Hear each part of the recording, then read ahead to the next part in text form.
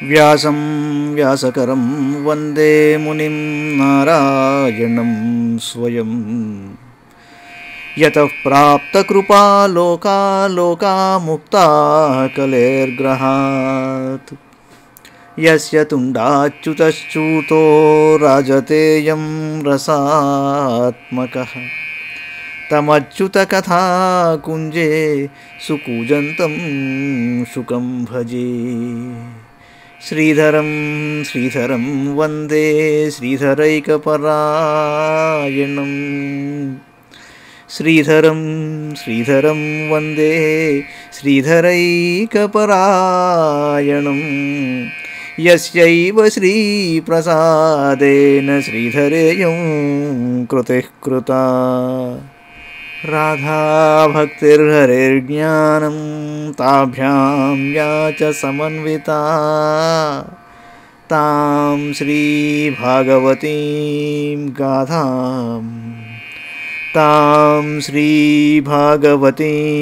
గాథాం వందే యుగళరూపిణీ. నీ పద్యావళులాలకించు చెవులు నిన్నాడు వాక్యంబులు. నీ పద్యావళులాలకించు చెవులు నిన్నాడు వాక్యంబులు. నీ పేరంబనిసేయు హస్తయుగముల్ నీ మూర్తిపై జూపులు. నీ పాదంబుల పొంత మ్రొక్కు శిరముల్ నీ సేవపై జిత్తముల్. నీపై బుద్ధులు మాకు నిమ్ముగరుణం. నీపై బుద్ధులు మాకు నిమ్ముగరుణం. నీరేజ పత్రేక్షణ నీరేజ పత్రేక్షణ.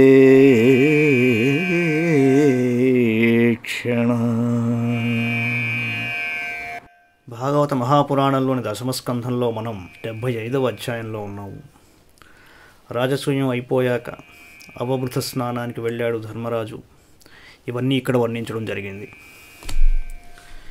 రాజోవాచ అజాతశత్రోస్తం దృష్ట్వా రాజసూయ మహోదయం సర్వే ముముదిరే బ్రహ్మన్నుదేవాయే సమాగతాః దుర్యోధనం వర్జయిత్వా రాజానః సర్షయస్సురాః ఇతి శ్రుతం నో భగవన్ తత్ర కారణముచ్యతాం. పరీక్షిత్తు అడిగాడు, మహానుభావ, అందరూ సంతోషించారని చెప్పావు, కాకపోతే దుర్యోధనుడు అసూయతో రగిలిపోయాడన్నావు, అది ఎలా జరిగిందో చెప్పవయ్యా అన్నాడు. అప్పుడు శుక్లవారు చెబుతున్నారు, పితామహస్య తే యజ్ఞే రాజసూయే మహాత్మనః బాంధవాః పరిచర్యాయాం తస్యాసన్ ప్రేమబంధనాః.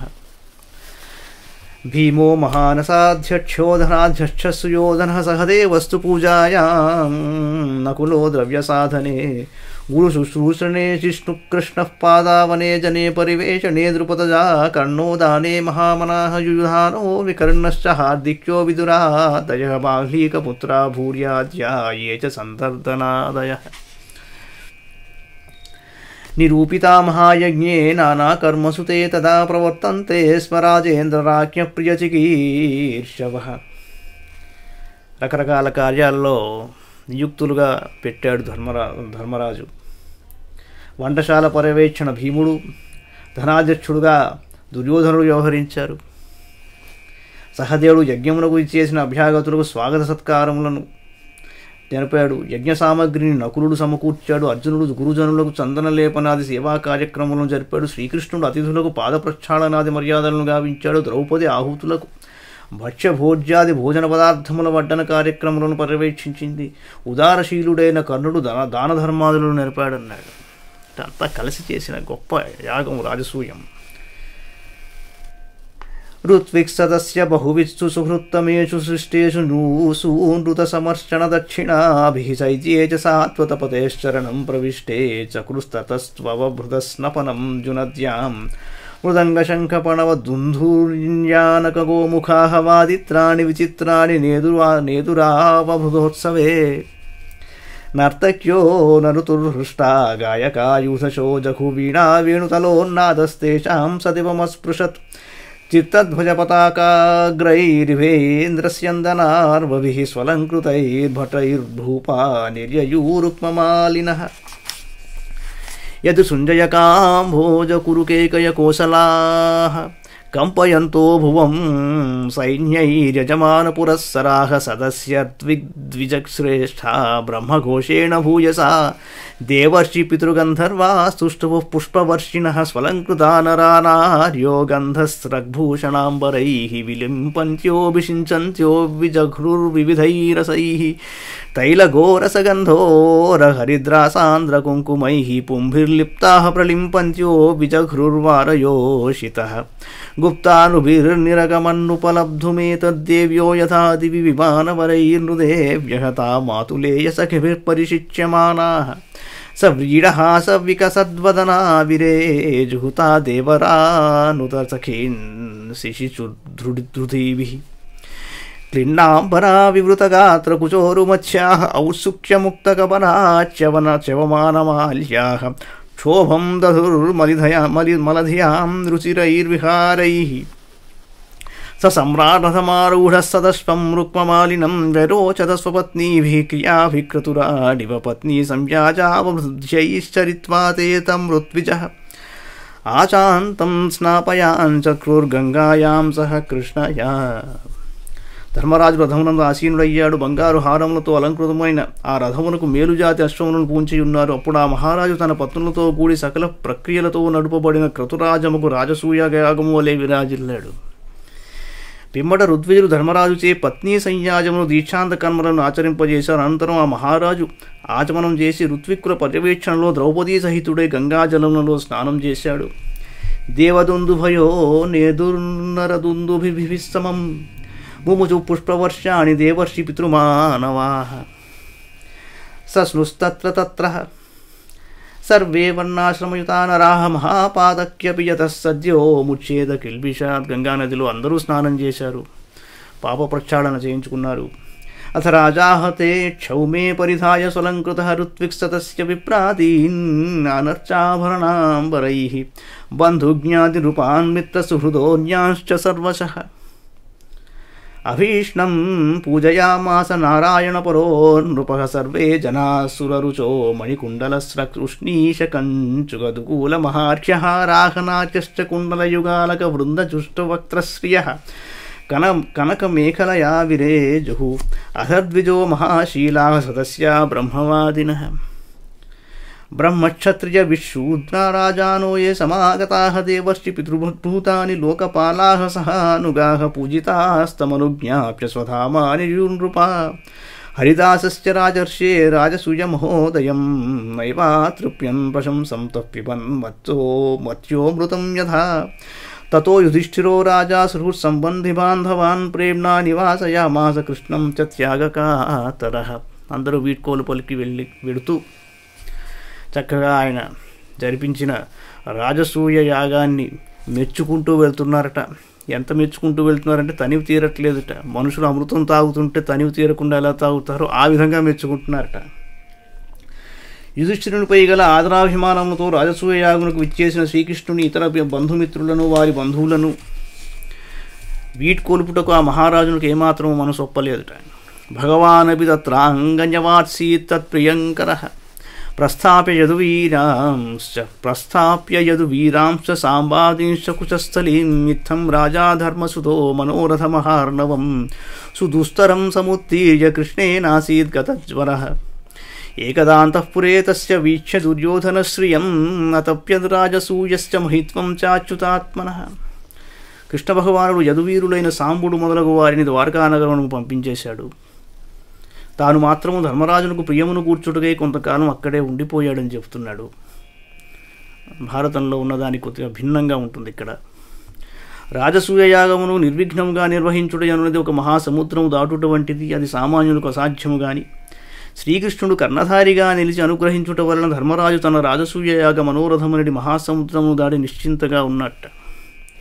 ఒకనాడు దుర్యోధనుడు శ్రీకృష్ణ భక్తి నిరతుడైన యుధిష్ఠిరుని యొక్క అంతఃపురమునందలి సౌందర్య సంపదలను రాజసూయయాగ వైభవమును చూచి అసూయతో మిగులు పరితపించాడు.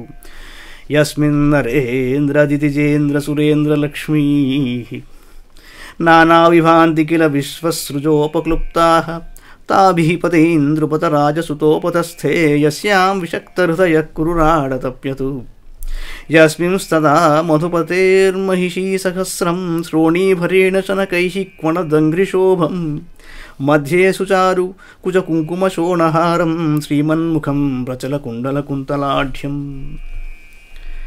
పాండవుల కోసం మయుడు నిర్మించిన మయసభది. సంపద్వైభవములు నరేంద్రుల యొక్క, రాక్షసేంద్రుల యొక్క, దేవేంద్రుల యొక్క సంపదలను మించి తేజరిల్లుచున్నాయి. దాని అందచందములు అందలి ప్రత్యణువునందును ప్రతిఫలిస్తున్నాయిట. వైభవోపేతమగు ఆ అంతఃపురమునందు ద్రౌపది తన భర్తలను సేవిస్తున్నది.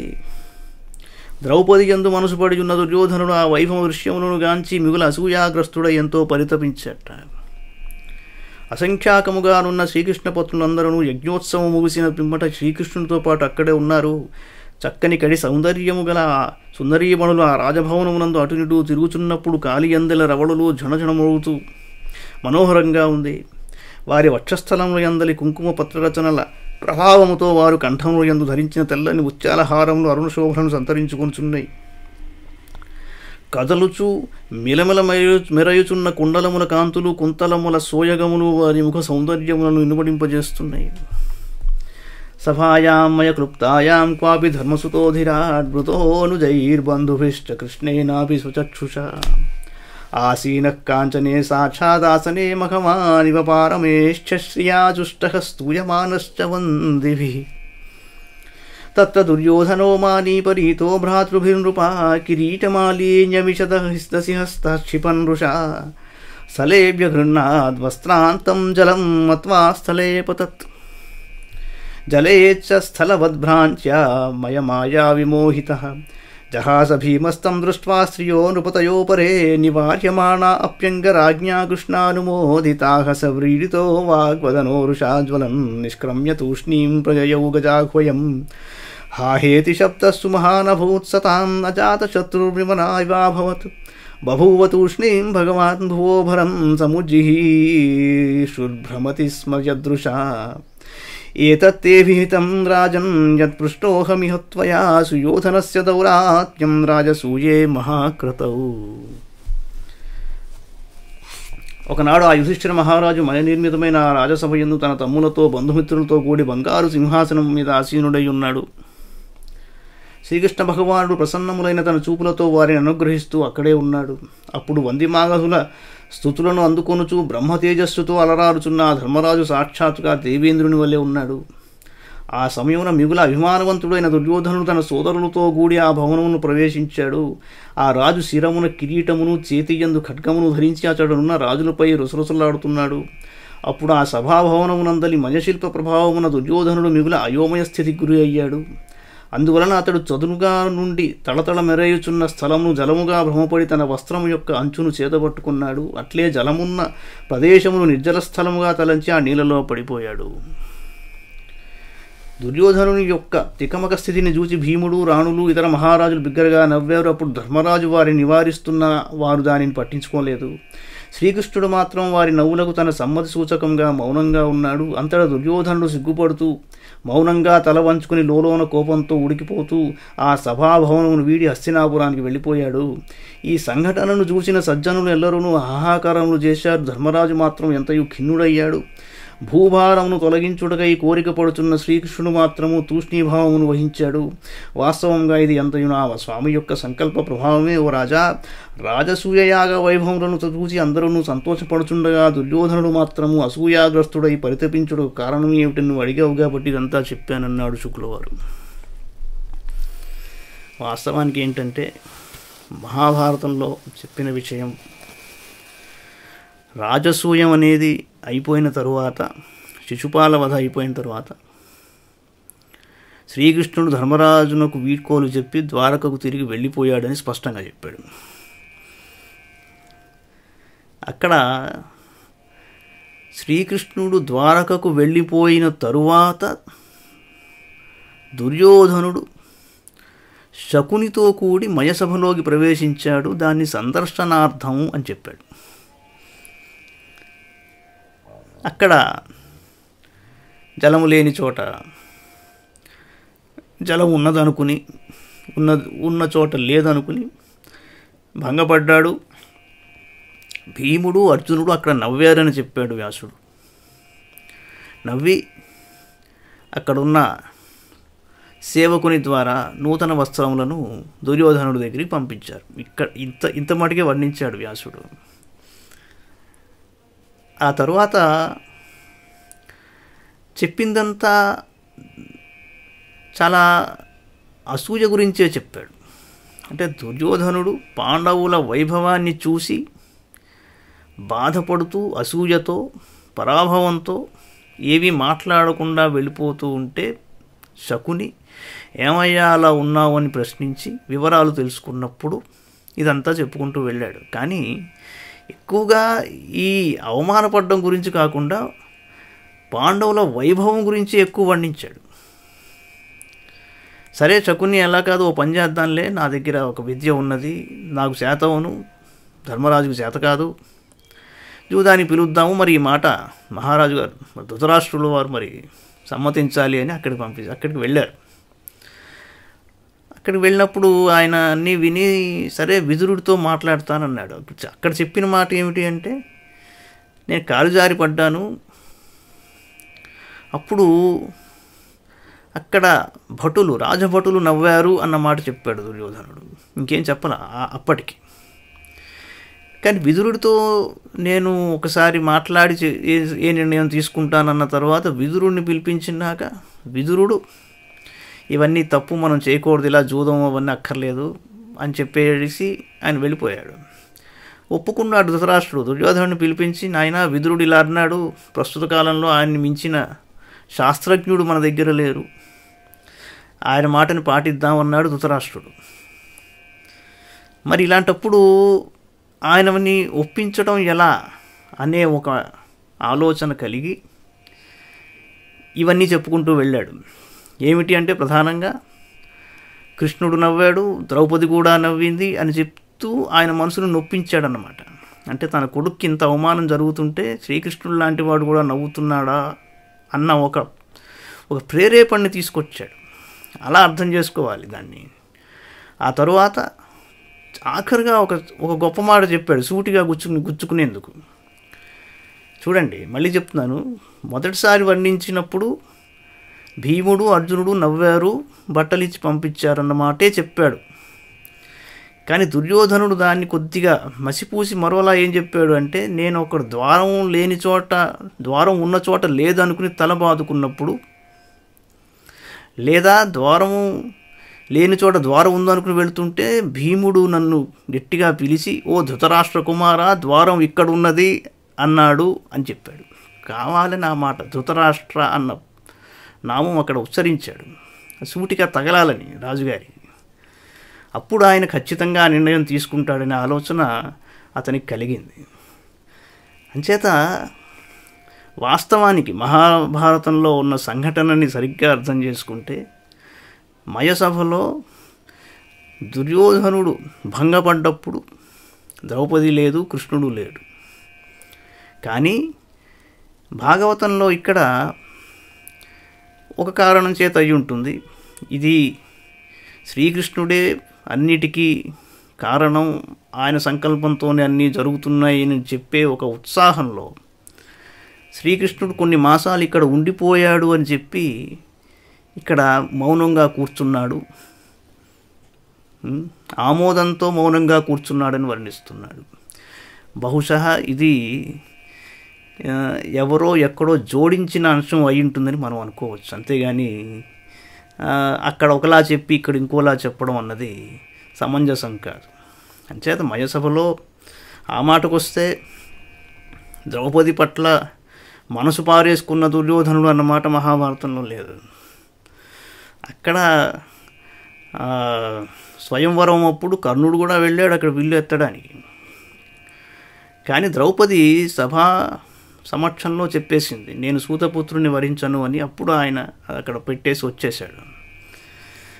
మీరు జాగ్రత్తగా ఆలోచిస్తే సభాపర్వంలో జూదం అయిపోయిన తర్వాత ద్రౌపదిని వివస్త్రగా చేయమని అడిగింది దుర్యోధనుడు కాడు, కర్ణుడు అడిగాడు.